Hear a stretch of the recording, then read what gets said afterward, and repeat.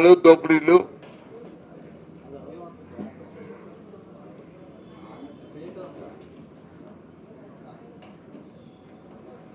చేసుకోమని చెప్పి ఓ పక్క భూ కబ్జాలు ఓ పక్క అవినీతి కార్యక్రమాలు సాక్షాత్తు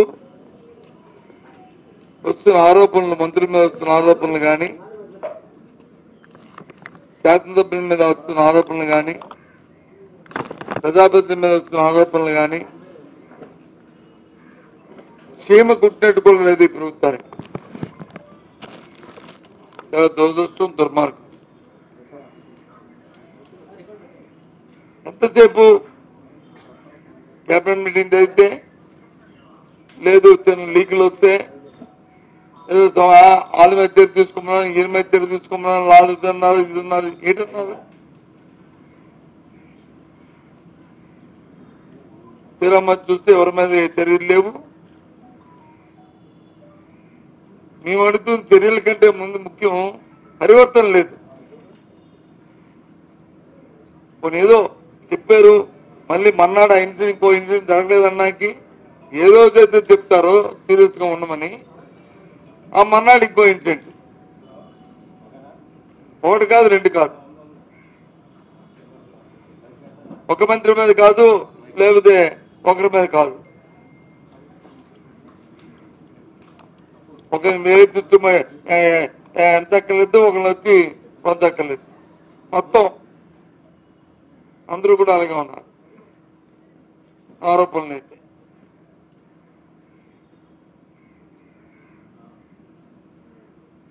దోపిడీలు అయితే భూ కబ్జాలు అయితే మరి అడగక్కర్లేదు. అవకాశం వరకు దోచుకు తినేస్తారు పెద్ద స్థాయి నుంచి కింద స్థాయి వరకు. ఉదాహరణలతో కలిపి చెప్తున్నా దాని మీద ఎంక్వైరీ లేదు, దాని మీద విచారణ లేదు. ఇలా అనేస్తాం అంతే పోతే పోనీ.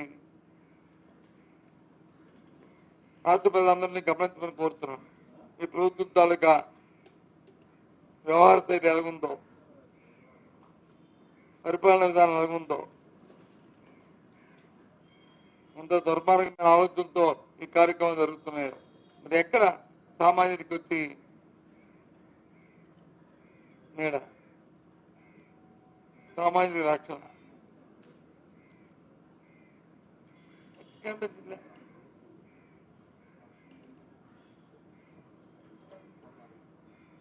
ప్రభుత్వంలో ఒక ఎస్ఓపి ఉంటుంది, బిజినెస్ రూల్స్ ఉంటాయి. ఎవరు ఏ పనికి వచ్చి దాన్ని జీవో ఇవ్వాలి లేకపోతే ఒక వాళ్ళకి ఆదేశాలు ఆర్డర్స్ ఇవ్వాలి, ఏ కార్యక్రమాన్ని ఎవరు చేయాలి ఎవరి పరిధిలో ఏ స్థాయిలో ఆ పరిధిలో చేయాలి, అది జిల్లాధికారులు చేయాలా లేకపోతే రాష్ట్రంలో సెక్రటరీ చేయాలా లేదు మంత్రుల్లో దానిలో అది చేయాలా లేదా ముఖ్యమంత్రి కార్యాలయం చేయాలా అని బిజినెస్ రూల్స్ ఉంటాయి.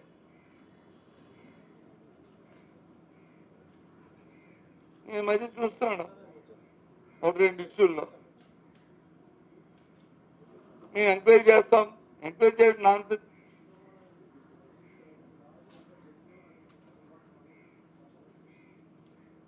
ఎవరు ఎంక్వైరీ చేయాలి?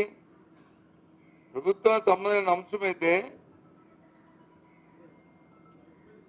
అంటే ప్రభుత్వం అంటే మీన్స్ మంత్రి గారు సంతకం పెట్టడం అది కాకపోతే ఎంక్వైరీ చేయడం తప్పు కాదు, అది కింద స్థాయిలో జరిగింది కాబట్టి.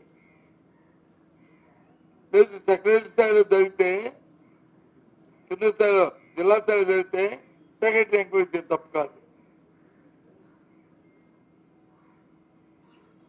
మంత్రి స్థాయిలో జరిగింది వచ్చి మంత్రి వచ్చి ఎంక్వైరీ చేస్తానని చెప్తారు, అంటే చెవిలో పువ్వు పెడతారు. సెక్రటరీ స్థాయిలో జరిగింది వచ్చి నేను ఎంక్వైరీ చేస్తాను లేదు, సెక్రటరీ స్థాయిలో ఎంక్వైరీ నాన్సెన్స్.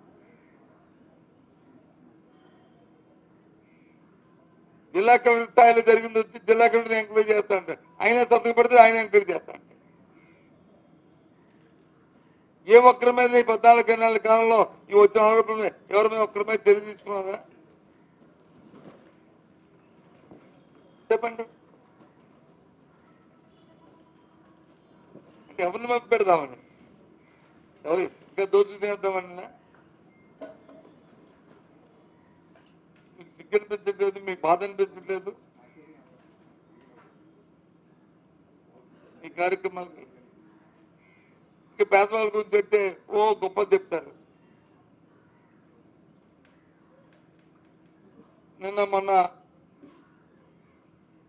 బతుకులో చూస్తున్నాం, ఎక్కడెక్కడే ఈ ధర్నాలు, ఎక్కడెక్కడే రిప్రజెంటేషన్, ఎవరు వికలాంగులు పాపం వాళ్ళ మీద వచ్చి వాళ్ళకి ఇచ్చిన డిజేబుల్ పెన్షన్ లో ఎంక్వైరీ జరుగుతుంది. ఎంక్వైరీ అర్హులు లేని వాళ్ళు తీస్తే అర్హులు తీసుకుంటే మాకు అభ్యంతరం లేదు. అర్హుతున్న వాళ్ళు తీస్తే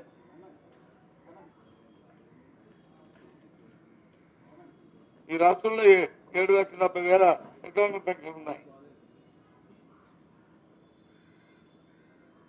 నిన్న వచ్చి నోటీస్ ఇచ్చారు. ఇస్తూ ఏమి ఇచ్చారు? నోటీసులో నేను రద్దు చేస్తాను ఇచ్చారు. ఇగో నీ ఎంక్వైరీకి ఇస్తూ మీరు వెళ్ళి మళ్ళీ పెట్టుకోమని దాంట్లో రాయొచ్చు కదా. ఇగో నీ తాలూకా దేశమే ఇంత వచ్చింది, నువ్వు వెరిఫై చేసుకొని నువ్వు దరఖాస్తు మళ్ళీ వెరిఫై చేసుకుని పెడితే నీకు ఉంటుంది, లేకపోతే లేదు. స్టేట్ అర్హులైన వాళ్ళని, బతుకు జీవడానికి బతుకుతున్న వాళ్ళని ఈ రకంగా వికలాంగుల్ని తీయడం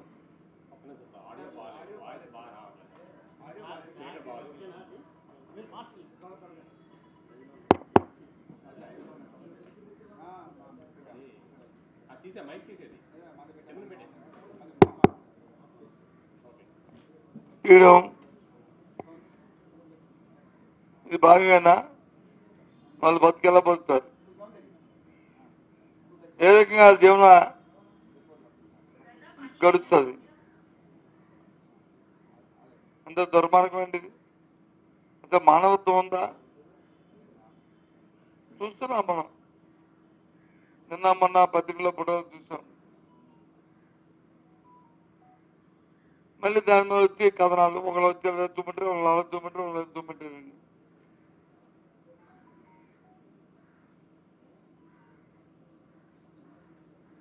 అందుకే ఒక కార్యక్రమం రూపొందిస్తున్నాం. మన ప్రాంతాల్లో, ఈ ప్రాంతాల్లో కలెక్టర్ తాలూకు అపాయింట్మెంట్ తీసుకొని, ఆ సమయాన్ని తీసుకొని, ఆ జిల్లాలో ఎవరైతే అర్హులైన వారు ఈ రద్దు చేశారో వాళ్ళందరినీ కలెక్టరేట్ తీసుకెళ్లి కలెక్టర్కి వచ్చి దరఖాస్తు ఇచ్చి న్యాయం చెప్పడం కోరుదామని ఒక ఆలోచనని మా బుర్రలోకి వచ్చింది. వాళ్ళ తరపుని కార్యక్రమం చేద్దాం. ముందు కలెక్టర్ గారిని ఈ త్వరలోనే వాళ్ళు ఇచ్చే సమయం లోపల తిని కానీ వాళ్ళు రెడ్డిఫై చేయకపోతే 30 తర్వాత ఈ కార్యక్రమం చేస్తాం పార్టీ తరఫున. ఈ నిర్ణయం తీసుకున్నాం.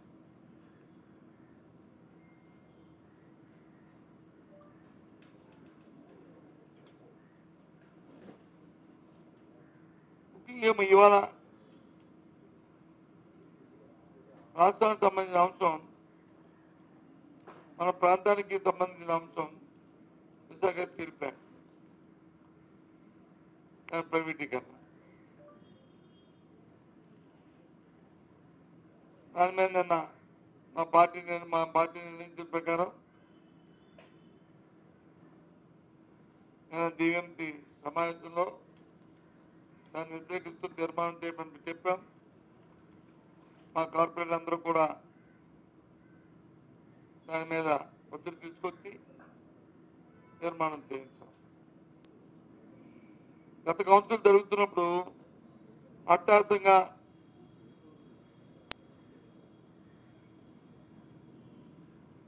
ఆ రోజు డిప్యూటీ సీఎం గారు, రాష్ట్రంలో ఉన్న డిప్యూటీ సీఎం గారు, ఎడ్యుకేషన్ మినిస్టర్ గారు, హ్యూమన్ రిసోర్స్ మినిస్టర్ గారు ఇద్దరు కౌన్సిల్ సాక్షిగా చెప్పారు, ఎట్టి పరిస్థితుల్లోనూ ప్రైవేటిజం జరగదు,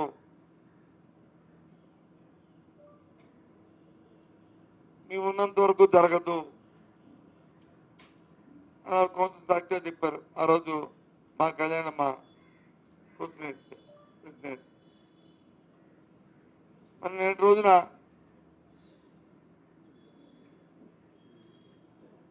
ఏమైంది? మరి ఎందుకు పవర్ ప్లాంట్ వచ్చి సర్వీసింగ్ ప్రైవేట్ వాళ్ళతో టెండర్ పిలిచి వారికి ఇవ్వడానికి ప్రయత్నం చేశారు. ఇన్ని 32 డిపార్ట్మెంట్ని మరి ప్రభుత్వ సంస్థలో ఉన్న చేస్తున్న అధికారుల్ని అక్కడ తీసి ఉద్యోగస్తులు తీసి అది ప్రైవేట్ ఇచ్చి ప్రైవేట్ వాళ్ళతో ఆ కార్యక్రమం చేయిద్దామని చెప్పి ఎందుకు నిర్ణయం తీసుకున్నారు? ఎక్కడ దేశంలో ఏ ప్లాంట్ లో జరిగిందా ఇది? ఎందుకు విశాఖపట్నం ప్లాంట్ లో జరుగుతుంది? చెప్పండి నాయకులు, చెప్పండి కుటుంబంలో నాయకులు చెప్పండి. డిప్యూటీ సీఎం గారు రేపు 30వ తారీఖు నాడు ఇక్కడ మీ సమావేశం పెడతారు కదా విశాఖపట్నంలో. దీని మీద మీ ఆలోచన ఏంటి? దీని మీద మీ కార్యాచరణ ఏంటి? దీని మీద మీ పార్టీ తాలూకు ఉద్దేశం ఏంటి? మీ కూటమి తాలూకా పార్టీ ఉద్దేశం ఏంటి? మీరు చెప్పాలంట.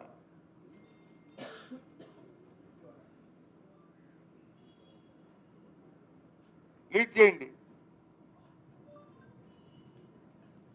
మాకు అభ్యంతరం, మీ అందరం కూడా ఇన్వాల్వ్ అవుతాం. కావాల్సిన ఇక్కడ రాజకీయాలు కాదు.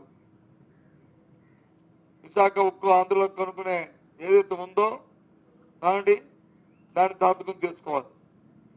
32 మంది ప్రాణ త్యాగాలతో ఆ ప్లాంట్ వచ్చి ఆ పరిశ్రమ ఇక్కడ వచ్చింది.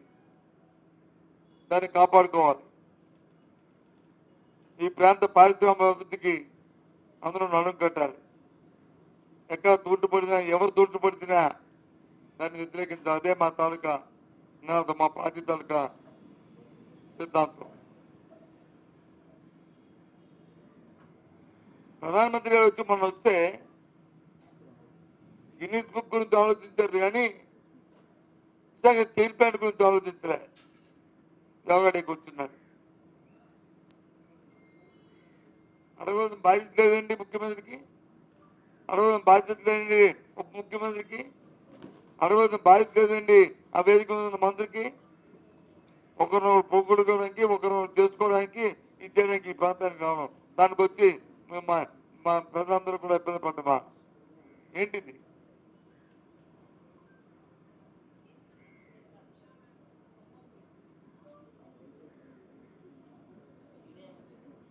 అందుకే మాతో కలిసి వచ్చే పార్టీలన్నింటినీ కలుపుకొని ఉద్యమం చేయడానికి నిర్ణయించాం. వచ్చిన సంఘాలన్నింటినీ కూడా అందరికీ కూడా పిలిపిస్తున్నాం.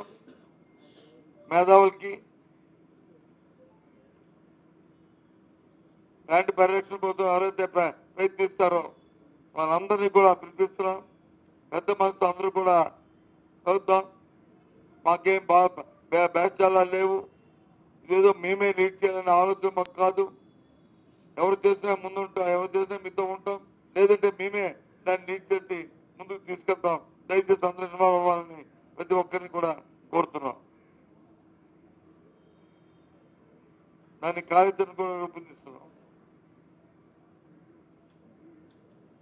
మీ ద్వారా ఈ ప్రాంతంలో ఉన్న అన్ని వర్గాల వారిని, అన్ని సంఘాల వారిని, అన్ని అసోసియేషన్ల మేధావులు అందరినీ కూడా ఇన్వాల్వ్ కోరుకుంటున్నాం. మీ ద్వారా పిలిపిస్తున్నాం. తేదీని కూడా ప్రకటిస్తాం. అక్కడి నుంచి అది ప్రారంభమవుతుంది. ముఖ్యంగా వికలాంగుల తాలూకా ఏదైతే మా తాలూకా జీవనాధారం మనకి బతుకు జీవడానికి పెన్షన్ పొందుతున్న ఆ కుటుంబాలు ఉన్నాయో వాళ్ళు ఉసురు పోసుకోకండి, వాళ్ళని ఇబ్బంది పెట్టకండి, వాళ్ళకి న్యాయం చేయండి. ఆ భగవంతుడు అంగవైకల్యం అది ఏ కారణం వల్ల వాళ్ళు వచ్చారో వాళ్ళని భగవంతుడు చిరుచూపు చూశాడో దయచేసి ప్రభుత్వం వాళ్ళకి ఆత్మస్థైర్యం కలిగించే విధంగా ప్రయత్నం చేయాలని ప్రభుత్వాన్ని డిమాండ్ చేస్తున్నాం. ఏదైతే విచ్చలవిడిగా ప్రభుత్వ మంత్రులు, శాసనసభ్యులు ఇష్టారాజ్యంగా దోపిడీకి, ఇష్టారాజ్యంగా అవినీతికి పాల్పడుతూ వస్తున్న పుంకాలుగా వస్తున్న ఏవైతే ఆరోపణలు ఉన్నాయో చంద్రబాబు నాయుడు గారు మీరు ఓంకరించడం కాదు, పత్రికల్లో స్టేట్మెంట్లు కాదు, కార్యాచరణ చూపించండి. వాటికి అడ్డుకట్ట చేసే విధంగా ప్రయత్నం చేయండి. పరిపాలన దానికోసం ఇచ్చారు మీ ప్రజల పరిపాలన. సరే ఈవీఎంలు మేనేజ్ చేసి గెలిచారో లేకపోతే ఇంకోలా గెలిచారో ఏం చేశారో మొత్తం మీద మీరు ఇవాళ ముఖ్యమంత్రిగా అందరూ అంగీకరించాం.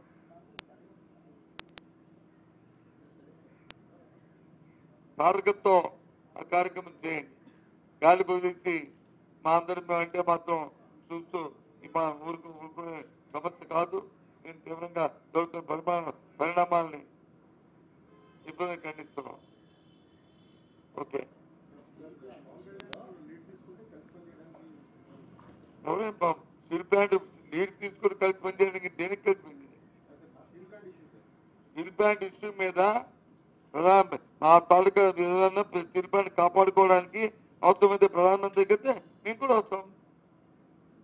అయితే అంతకుముందు మేము పిలిస్తే మీరు మీరు తీసుకెళ్ళదంటే అంతకుముందు అవసరం లేదు మాకు. ఎందుకు? ఎక్కడ కూడా మేము మా అధికారం ఉన్నప్పుడు ఒక ఇంచు కూడా ముందుకెళ్ళలే. ఎట్టి పరిస్థితుల్లోనూ దాన్ని కాదన్నా దాన్ని ఆపాం. కానీ ఇప్పుడు ప్రమాదకరమైన పరిస్థితి ఉంది. పవన్ కళ్యాణ్ కాదు, సిపిఎంఐ కాదు, సిపిఐఏ కాదు,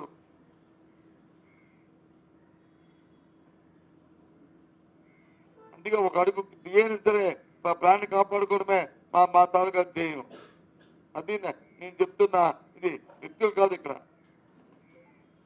ఆలోచన విధానం.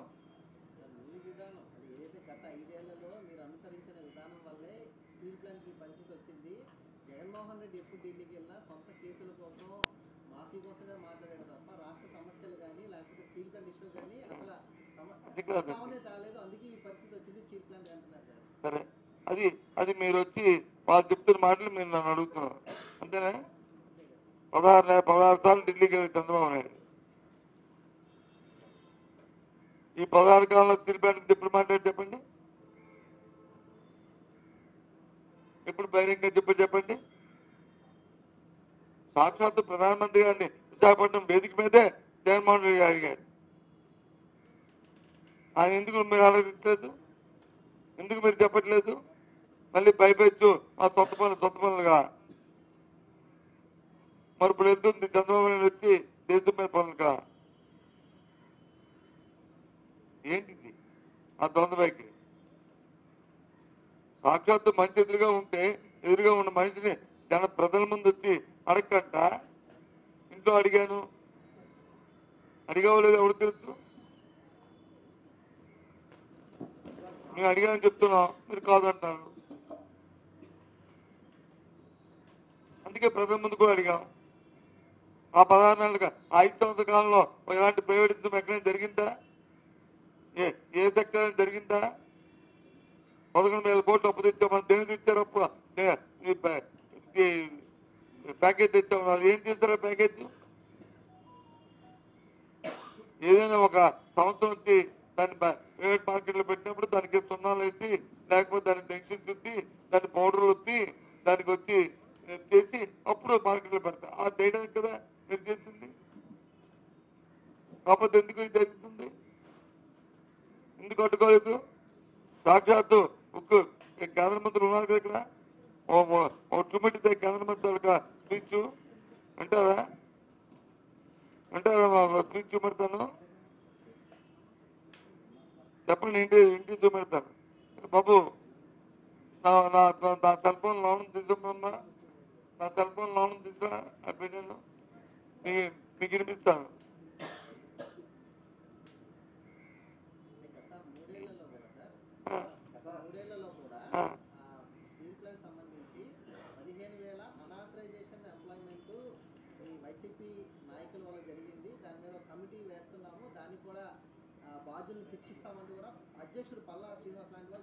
ఒక మాట అండి, స్టీల్ ప్లాంట్ కి మేము వచ్చి చెప్తే ఉద్యోగాలండి ఏం కర్మ వచ్చింది? వాళ్ళ ఆలోచన, వాళ్ళ మైండ్ సెట్ ఎలాగుంది? ఇదేనా స్టీల్ ప్లాంట్ ప్రైవేట్ సంస్థ? నేను చెప్పడం వల్ల 15,000 మంది ఉద్యోగాలు ఇస్తారు. ఎంక్వైరీ చేయాలి, చేయమని అధికారం మా దగ్గర ఉంది కదా. మీ వద్దని మానేస్తారా? ఏ స్థాయిలో ఆలోచన చేస్తున్నారు, ప్రజలు ఏమనుకుంటున్నారు, ప్రజలు ఏ విధంగా ఆలోచన చేస్తున్నారో లేదు. అడిగారు కదా మీరు. ఇప్పుడు కేంద్ర మంత్రి ఏం చెప్పాడు? ఇప్పుడు ప్రస్తుతం కేంద్ర మంత్రి ఆ రోజు ఏం మాట్లాడి అడిగారు కదా మీరు. వినిపిస్తాను వినండి.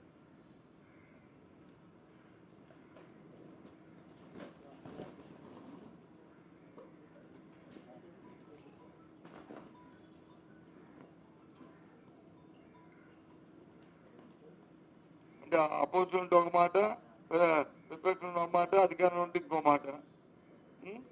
అధికారం ఉంటే ఆ విషయాన్ని మనం మర్చిపోయి టోటల్గా దాన్ని అవుట్ ఆఫ్ ఆర్డర్ పెట్టించుకోవచ్చు.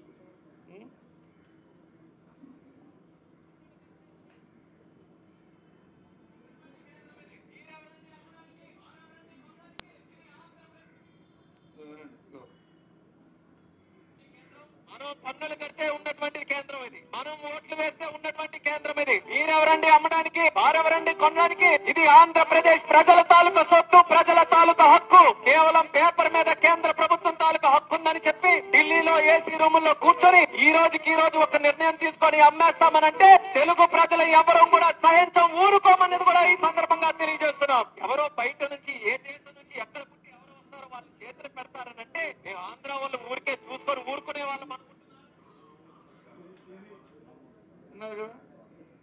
ఇప్పుడు ఢిల్లీలో ఏసీ రూమ్ లో కూర్చున్నా, ఎండలో కూర్చుంటున్నారా? మరి మాట్లాడిన వ్యక్తులు వచ్చి ఆంధ్ర రాష్ట్రం వారా లేకపోతే ఉత్తరప్రదేశ్ వల్ల?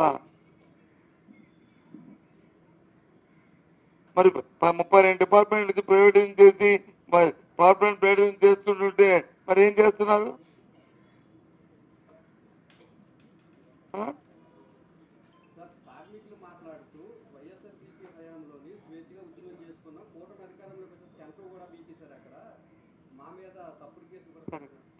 టెంట్లు ఇవన్నీ చిన్న చిన్న ఆ టెంట్ బిగినలోను వాళ్ళు మరి ఏ కారణం వల్ల అక్కడ ఉన్న ఉద్యమ నాయకులు ఊరుకున్నారు కానీ దాంతో అయిపోదు. అందుకే ఉద్యమం చేయడానికి మనం ఆలోచన చేసి చెప్తున్నాం. ఇది ఇక్కడ ఇండివిజువల్ కాదు. ఇక్కడ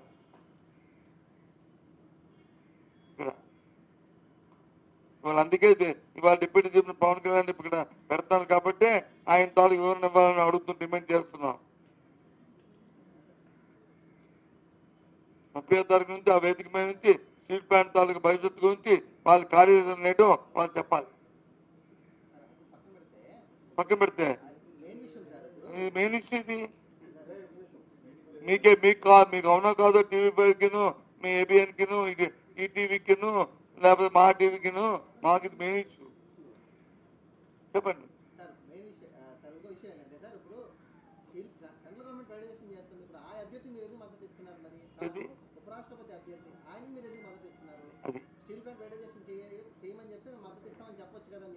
ఒకటి అంతేనా?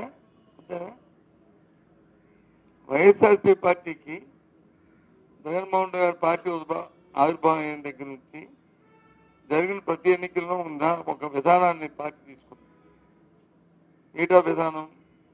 ఏదైతే రాజ్యాంగబద్ధమైన రాష్ట్రపతి గారు కానీ, ఉపరాష్ట్రపతి అంటే కౌన్సిల్ చైర్మన్, రాజ్యసభ చైర్మన్ గారు, ఉపరాష్ట్రపతి గారు కానీ, లేదు లోక్సభ స్పీకర్ కానీ, లేదు రాష్ట్రంలో ఉన్న శాసనసభ స్పీకర్ కానీ, వీరి కోసం సంఖ్యాబలం ఉన్నప్పుడు పోటీలు పెట్టకూడదు. సంఖ్యాబలం ఉన్నప్పుడు వాటికి యునానిమస్ గా అవ్వడానికే మనం ప్రయత్నం చేయాలి తప్ప పోటీ పెట్టడం అనేది అది న్యాయబద్ధం కాదు. వాళ్ళకి పార్టీలు ఆపాదించడం సంబంధించడం కాదన్న ఉద్దేశమే. అంతకుముందు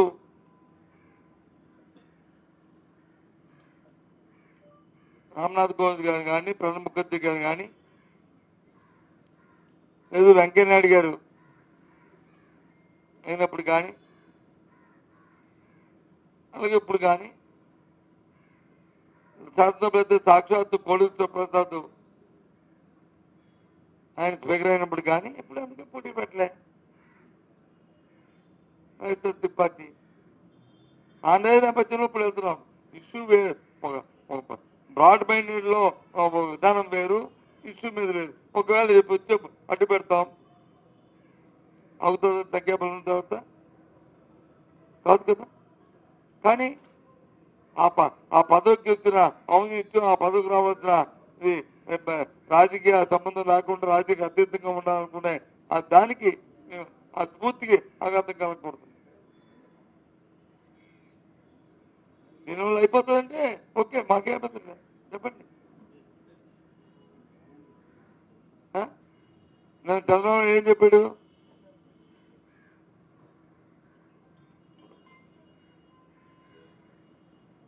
అమిత్ షా వచ్చి ఏమంటాడు?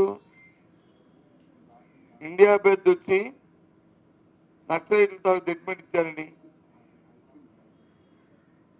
ఒక దీంట్లో చూశాను, ఒక సోషల్ మీడియా చూశాను.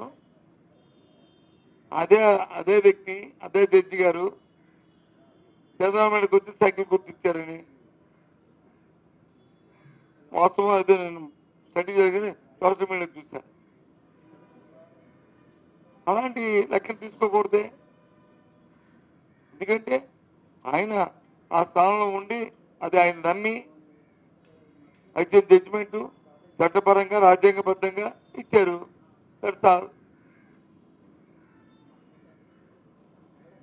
ఆ మాట అమిత్ షా గారు నేను మాట్లాడడం కానీ లేకపోతే చంద్రబాబు నాయుడు మాట్లాడడం కానీ అది సంబంధించిన రాజ్యాంగంలో ఆయన జడ్జిగా ఉన్నారు. ఆయన చేయడం ఆయన తాలూకా అది ఇచ్చారు, ఈయనకి ఇచ్చారు, ఆయనకి ఇచ్చారు. అయితే ఈయనకి ఇచ్చారు, నేను ఫేవర్ చేయాలి కదా. ఇప్పుడు ఆయనకి ఇచ్చారు, ఆయన వ్యతిరేకం చేయాలి కదా. అది కాదు కదా.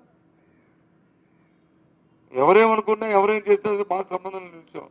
మా పార్టీ తాలూకా, మా నాయకుడి తాలూకా సిద్ధాంతం మొదటి నుంచి కూడా ఈ పదవులకు వచ్చి పోటీ ఉండకూడదు. అందుకే ఆ నిర్ణయం తీసుకున్నాం. ఓకేనా? Thank you. చెప్పండి. ఇంకేదైనా పక్కన పెట్టాలా?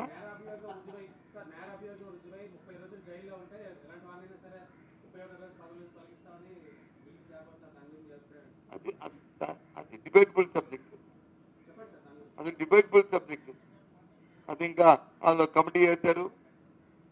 ఆ సెర్చ్ కమిటీ వచ్చి జాయింట్ పార్లమెంటరీ కమిటీ వచ్చిన తర్వాత అప్పుడు ఎవరు పార్టీ నిర్ణయాలు వాళ్ళు అప్పుడు చెప్తాం. ఇది క్యూ అని దాని మీద సీనియర్ పొలిటీషియన్ గా పాజిటివ్ నెగిటివ్ ఉంటుంది. నారాయణ వచ్చి మనం సమర్థించకూడదు. ఇందాక చెప్పాం కదా, ఎందుకంటే చెప్పింది ఏంటి? శాసనసభ్యులు అడ్డగోలుగా మాట్లాడుతున్నారు, మంత్రులు వచ్చి అడ్డగోలుగా అవినీతి కార్యక్రమాలు అయిపోతున్నాయి, సాక్షాత్తు అధికారులు వచ్చి మేము ఉద్యోగాలు చేయలేమని చెప్పి లేఖలు రచిస్తున్నారు, మంత్రులే సంతకం పెట్టి నేను వచ్చి జీవో ఇవ్వలేదు ఎంక్వైరీ చేస్తాను అంటున్నారు, కలెక్టర్లు వచ్చి ఆర్డర్లు వేసి దీని మీద మళ్ళీ వెనక్కి ఎంక్వైరీ చేస్తా అంటున్నారు. ఇలాంటి పరిణామం ఉండకూడదని చెప్పాం కదా. నేను మీ వ్యతిరేకంగా చెప్పాను కదా. ఇప్పుడు కూడా చెప్తున్నాం.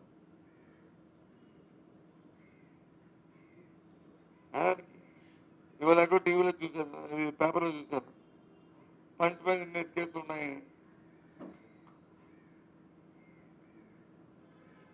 చంద్రబాబు నాయుడు మీద ఉన్నాయి, పక్కన ఉన్న ముఖ్యమంత్రులు ఉన్నాయి, ఆ పక్కన ఉన్న ముఖ్యమంత్రులు ఉన్నాయి,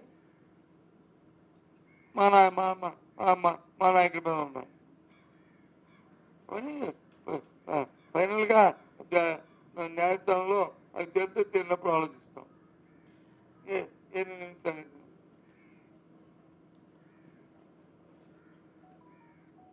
అంతే కదా, ఎవరి మీద లేదు. అయితే ఆ కేసులు ఫ్యాబ్రికేటెడ్ గా, వాస్తవ విరుద్ధంగా, వాస్తవాలకి కాకుండా కక్షపూర్తిగా రాజకీయ కోణంలో పెట్టి చేస్తే ఎవరైనా పెట్టచ్చు. దానివల్ల నష్టం జరుగుతుంది అనేది ఒక యాంగిల్. ఆ యాంగిల్ కూడా మనం ఆలోచించి చూడాలి కదా. అధికారం ఉందని చెప్పి ఇప్పుడు చూస్తున్నాం కదా, మనం అధికారం ఉందని ఒక్కొక్కరి మీద కేసు పెట్టి 90 రోజులు జైల్లో పెడేస్తారు కదా. ఇప్పుడు చేస్తున్న ఈ ప్రభుత్వం పెట్టి కేసుల్లో ఎంత అన్యాయం అండి అది. ఒక్కేసేపు తొక్కేసు ఇది తప్పు కదా. చట్టాన్ని చేతిలో తీసుకోవడం ఇది అయ్యాం కదా. అదే చెప్తాను.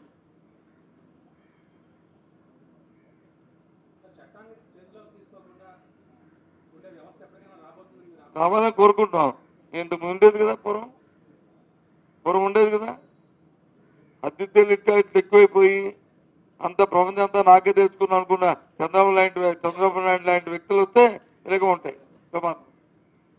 నందిని పంది అని చేసి ఏదైనా నేను చెప్తే అమ్ముతారు ప్రజలు అనుకుని చేసుకుంటే ఆ వ్యక్తులు వచ్చి చట్టాలు చేతులు తీసుకుంటే ఉంటాయి.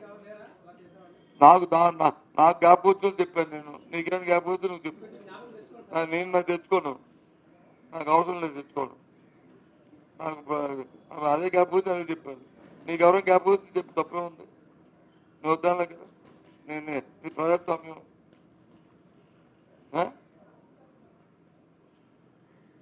నాకు చెప్పుకొచ్చి చెప్పాను. ఇంకేంటంతేనా? కాకపోతే ఓకే, డన్.